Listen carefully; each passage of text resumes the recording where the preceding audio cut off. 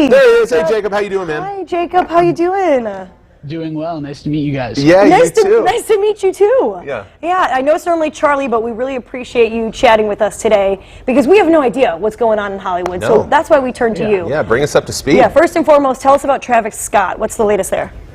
Well, so if you guys haven't seen, Travis Scott was performing in Coney Island this past weekend, and during a concert, he stopped it right in the middle of his song Antidote because he saw that there was someone climbing up on the lighting truss and said, hey, it's time to come down, that's not safe.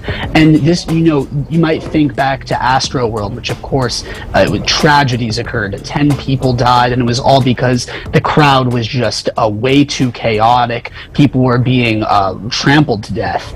And Travis Scott over time now has compiled tons and tons of lawsuits from these various families.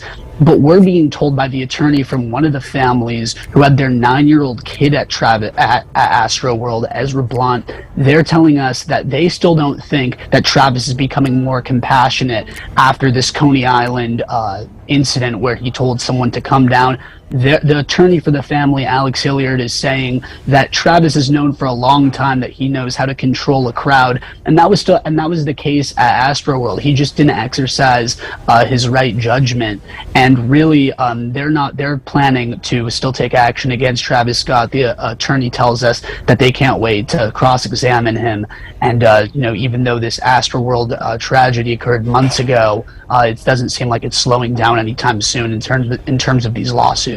Oh gosh, that's a sad story there, but we appreciate you bringing us the update. Yeah. Moving on to the next story, we were just talking about this morning because I did see this headline pop up. Brad Pitt is saying he suffers from what is called face blindness. I didn't even know this was a thing, so what's going on? What is that? What is that? No, I'm with you. I hadn't heard about this till we did the story yesterday, but Brad Pitt, he's explaining that he has a condition called face blindness, and this is something that about 2.5% of the population deals with, and it's really just the inability to recognize someone's face, at least for an extended period of time. And just given the fact that Brad Pitt is such a huge celebrity, he says it served him as a disservice over the years. People thinking that he's too arrogant or conceited to remember who they are, and says that a lot of people have just gotten mad at him in the process, but he says it's no disrespect at all. What's interesting is he hasn't actually been identified with this condition by any medical professionals, but he feels really confident that he suffers from face blindness.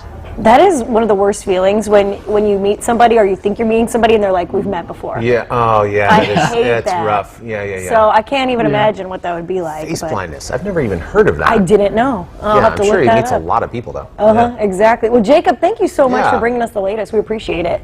Thank you.